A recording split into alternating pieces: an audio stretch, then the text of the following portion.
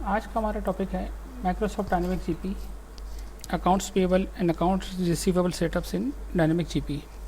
इसके लिए हम माइक्रोसॉफ्ट डायनेमिक जीपी ओपन करते हैं और पेबल सेटअप के लिए हमने माइक्रोसॉफ्ट डायनेमिक जीपी टूल्स और सेटअप परचेसिंग और पेबल्स को क्लिक किया और पेबल्स को क्लिक करने के बाद हमारे पास पेबल्स मैनेजमेंट सेटअप आ गया।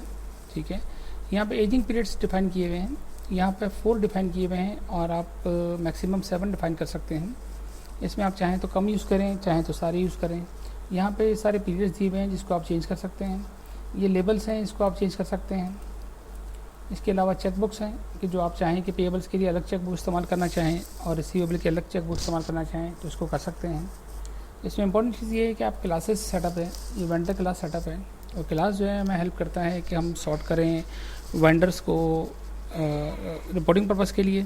सेकेंडली जो है हम ग्रुप कर सकते हैं वेंडर्स को। थर्डली जो है न्यू वेंडर जब हम डिफ़ाइन करते हैं तो जब हम क्लास में इसको एंटर कर देते हैं तो ऑटोमेटिकली डिफ़ॉल्ट एंट्रीज जो है उस वेंडर्स की पॉपुलेट हो जाती हैं।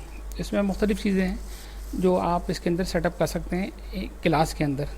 ठीक है, जब भी आप पहली दफ़ा क्लास बनाएं तो डिफ़ॉल्ट क्लिक कर दें, तो इससे ये होगा कि नेक्स्ट टाइम जब आप क्लास बनाएंगे तो ऑटोमेटिकली उस डिफ़ॉल्ट क्लास से बहुत सारी एंट्रीज़ को वो ले लेगा, जिससे आपको टाइपिंग करने की ज़हमत नहीं उठाना पड़ेगी।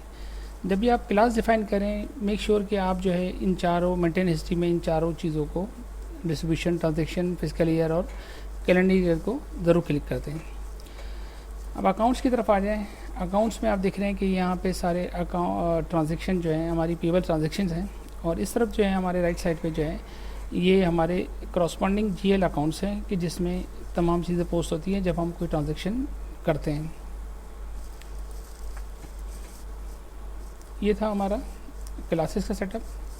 अब हम देखते हैं ऑप्शंस की तरफ। ठीक है, ऑप्शंस में हमारे पास डिफरेंट चीज़ें हैं कि अगर हम इनवॉइस अगर बना रहे हैं तो उस सूरत में इसका कोड क्या होना चाहिए, तो इसमें यहाँ INV डिफ़ाइन किया हुआ है। आप कुछ भी डिफ़ाइन कर सकते हैं जो आप चाहें। इसके अलावा आपके पास next voucher number, next payment number, next schedule number वो आप डिफ़ाइन कर सकते हैं। टैक्सेस को आप डिफ़ाइन कर सकते हैं। अगर आप अपनी कोई फील्ड बनाना चाहें यूज़र डिफ़ाइन या आप कुछ एंट्री करना चाहें तो यूज़र डिफ़ाइन एंट्री में आप कर सकते हैं। तो ये तो था हमारा अकाउंट्स पेबल सेटअप। ओके करते हैं। अब हम आते हैं अकाउंट्स रिसीवेबल की तरफ। हमने माइक्रोसॉफ्ट डायनेमिक जीपी ओपन किया, टूल्स में गए और टूल्स में जाने के बाद हमने सेटअप और सेल और रिसीवेबल्स को क्लिक किया तो तकरीबन वैसे ही स्क्रीन हमारे सामने आ गई जैसे अभी पेबल में आई थी। इसमें हमारे पास 7 एजिंग पीरियड्स हैं। यहाँ पे पीरियड्स डिफाइन किए हुए हैं जिसको हम चेंज कर सकते हैं। इन लेवल्स को हम चेंज कर सकते हैं अपनी मर्ज़ी के मुताबिक। यहाँ पर डिफरेंट ऑप्शंस हैं कि जिसको आप यूज़ कर सकते हैं अपनी कंपनी की रिक्वायरमेंट के मुताबिक।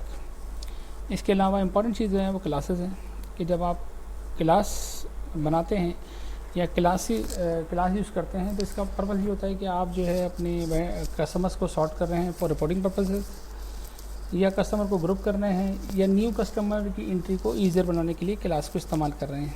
सबसे पहली जब आप क्लास बनाएंगे जीपी के अंदर तो आप इसको डिफ़ॉल्ट क्लिक करने पर नेक्स्ट क्लास बनाने में आपको बहुत सारी डिफ़ॉल्ट एंट्रीज जो है वो ऑटोमेटिकली पॉपुलेट हो जाएगी। इसके अलावा जो है आप जो है इसमें डिफरेंट चार्जेस हैं, क्रेडिट लिमिट्स हैं, आपका राइट्स ऑफ हैं, फाइनेंस चार्जेस हैं। इस वक्त हम अपने कस्टमर्स को 20,000 का जो है वो क्रेडिट लिमिट देना चाह रहे हैं। इससे अबव होने की सूरत में क्या है कि सिस्टम हमसे परमिशन लेगा।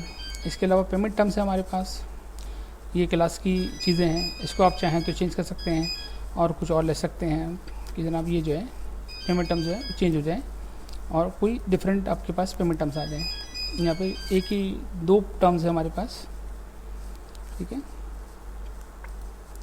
अच्छा अब आ जाए अकाउंट्स की तरफ। इस तरफ जो है हमारे पास मुख्तलिफ रिसीवेबल ट्रांजेक्शन्स हैं और राइट साइड पे जो है हमारे पास करस्पॉन्डिंग जीएल अकाउंट्स हैं कि जिसमें इन ट्रांजेक्शन्स की एंट्रीज़ को पोस्ट किया जाएगा।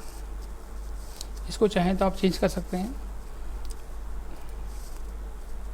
तो ये था हमारा अकाउंट्स पेबल और अकाउंट्स रिसीवेबल सेटअप।